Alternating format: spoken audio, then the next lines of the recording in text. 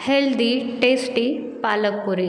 नमस्कार, welcome back to our channel. आज आपण बघूया झटपट होणारी हेल्दी आणि तितकीच टेस्टी अशी पालकपुरीची रेसिपी शेवटपर्यंत नक्कीच बघा। रेसिपी आवडली तर रेसिपीला लाईक करून चॅनलला सबस्क्राईब करायला विसरू नका।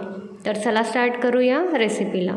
पालकपुरी करण्यासाठी आपण इथं 2 मोठे वाटी गव्हाचं पीठ घेतलेलं आहे, 4 चमचे मैदा, 4 चमचे रवा, 1 वाटी पालकची पेस्ट करून घेतलेली आहे, 1 चमचा ओवा, 1 चमचा जिरं, इथं मसाल्यातले चमचे आपण यूज करणार आहोत, चवीनुसार मीठ आणि 2 चमचे तीळ वापरणार आहोत।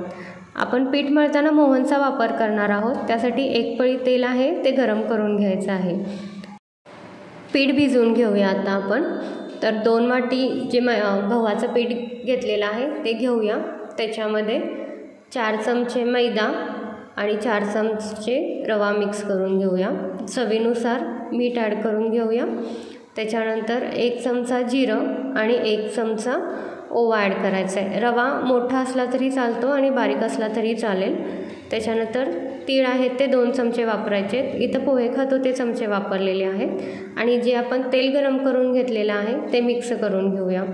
सगळं कोरडं पीठ आहे ते एकत्र करून घ्यायचं, तेल आहे ते मिक्स करून घ्यायचं। त्याच्यानंतर पालकची पेस्ट आहे ते एकत्र करून घेऊया आणि ह्याच पेस्टमध्ये पीठ आहे ते मिक्स करून घ्यायचं आहे। हळद 1 चमचा वापरायची आणि पालकच्या पेस्टमध्येच पीठ आहे ते पहिल्यांदा मळून घ्यायचं आणि त्याच्यानंतर लागेल तसं आपण पाणी वापरायचं आहे। सुरुवातीला पाण्याचा वापर करायचा नाही आहे। पालकच्या पेस्टमध्येच पीठ जितकं मावेल तितकं भिजवून घ्यायचं आणि त्याच्यानंतर थोडं थोडं पाणी वापरून पीठ आहे ते मळून घ्यायचं। पीठ छान मळून झाल्यानंतर 1 चमचा तेल वरून लावूया पिठाला आणि हे पीठ आहे ते अर्धा तासासाठी झाकून ठेवून देऊया। अर्धा तास झाल्यानंतर पालकच्या पुऱ्या आहेत त्या लाटून घ्यायच्या। पुऱ्या जास्त पातळ किंवा जास्त जाड लाटायच्या नाही आहेत, मध्यम आकारामध्ये पुऱ्या आहेत त्या लाटून घ्यायच्या। कढईमध्ये तेल आहे ते गरम करून घेतलेलं आहे आणि तेल गरम झाल्यानंतर गॅसची जी फ्लेम आहे ती मीडियम ठेवायची आणि मीडियम फ्लेमवरच पुऱ्या आहेत त्या छान तळून घ्यायच्या।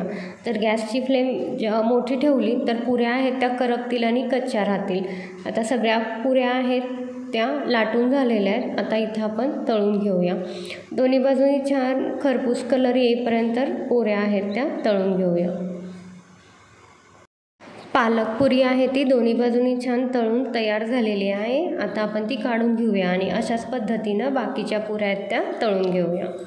पुरीचं पीठ भिजवताना त्याच्यामध्ये जर रव्याचा वापर केला तर आपल्या ज्या पुऱ्या आपण करतो त्या तेलकट होत नाहीत।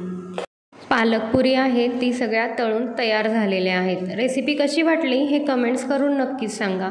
रेसिपी आवडली असेल तर रेसिपीला लाईक करून चॅनलला सबस्क्राईब करायला विसरू नका आणि सबस्क्राईब केल्यानंतर बेल आयकॉनला नक्कीच प्रेस करा। Thank you for watching.